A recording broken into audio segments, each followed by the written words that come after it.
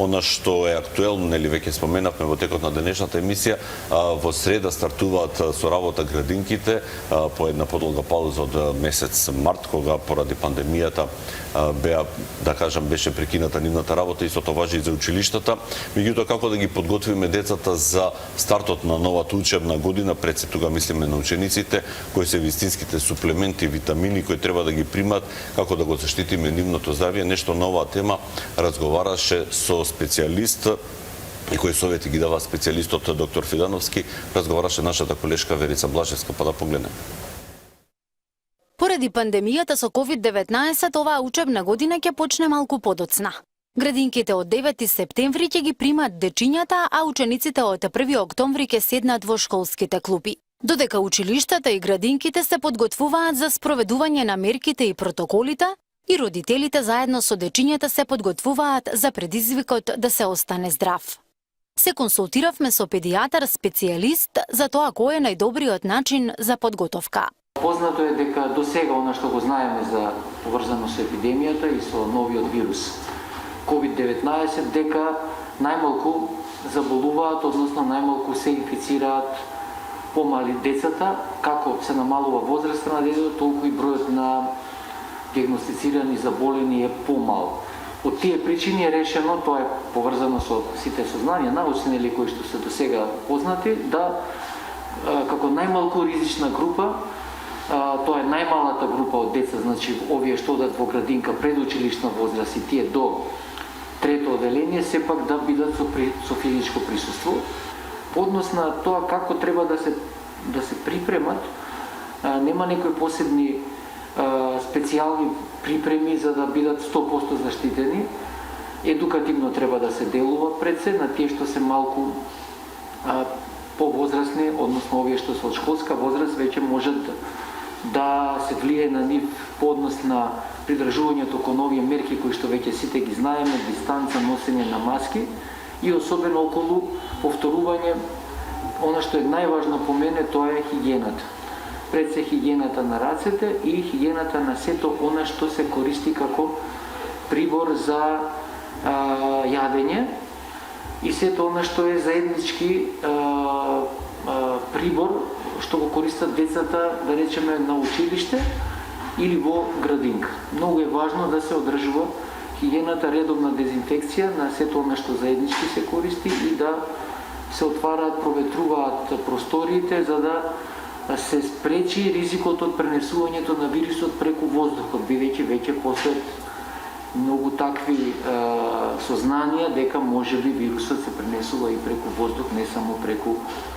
капки. Освен добро осмислена стратегија и преземање мерки за хигиена и почитување на препораките, најдобриот начин за заштита на здравјето на децата е витаминската терапија. Кога сме веќе кај превземањето на заштитните мерки, секако редовната витаминска терапија, пред се мислам на D-витаминот, бидејќи сега ќе дојде период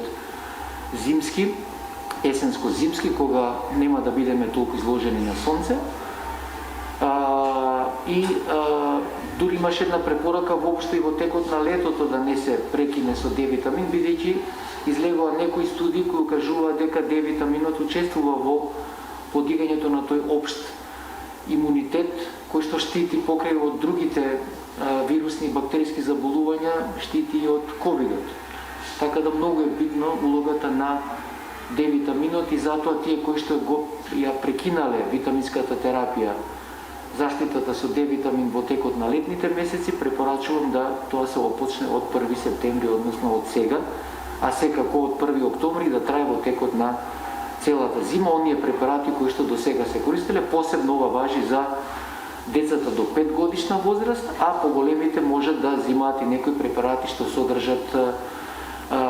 витамини кои се во комбинација на витамин А и витамин Д. Секако дека доаѓа во предвид и користењето на суплементи на храната кои што содржат бета-глукан. Ги има на пазарот многу такви препарати кои треба редовно, можат редовно да се користат и можат долго да се користат, а учествуваат во подобрувањето на општиот имунитет кај децата. Тие што редовно примаат терапија, хроничните болни, децата со хронични заболувања да се примаат редовно терапијата и да бидат под почест надзор на лекар, така да на тој начин да се справиме, да ја поминеме оваа зима која сите очекуваме дека ќе биде најверојатно поризична отколку претходните зими. Она што е мошне важно е родителите никогаш на своја рака да не даваат одредени лекови или да превземаат ризици.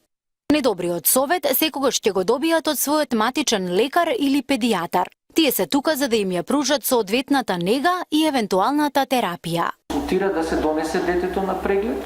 или барем да се направи телефонска консултација, а да не се прави нешто што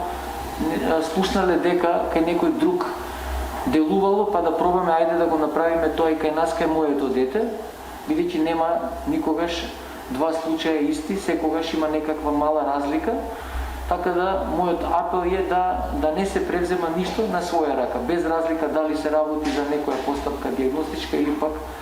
тераписка. Секогаш да биде во консултација со матичниот педијатар. Секако ние до сега условите ги имавме за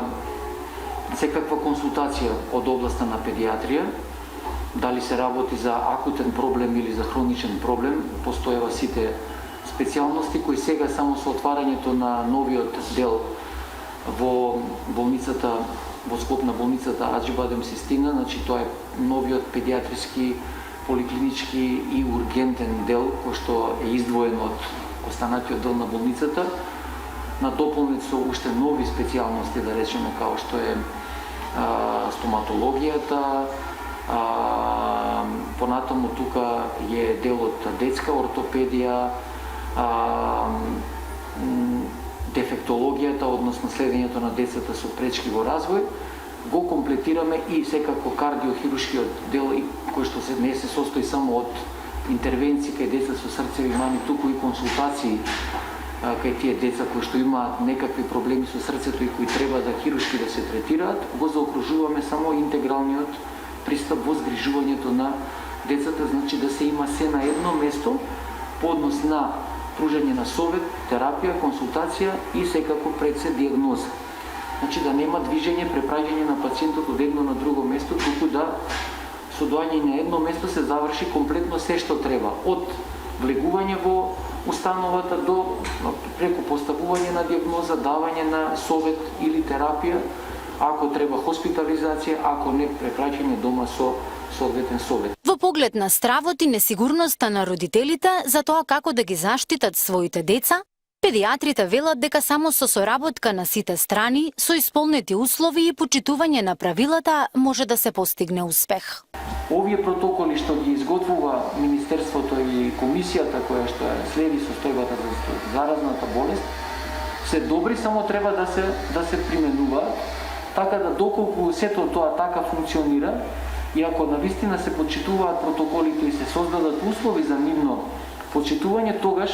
не можам да кажам дека не постои ризик од нешто да не повторно изненади, меѓутоа ризикот е многу мал. Така да можам да ги охрабрам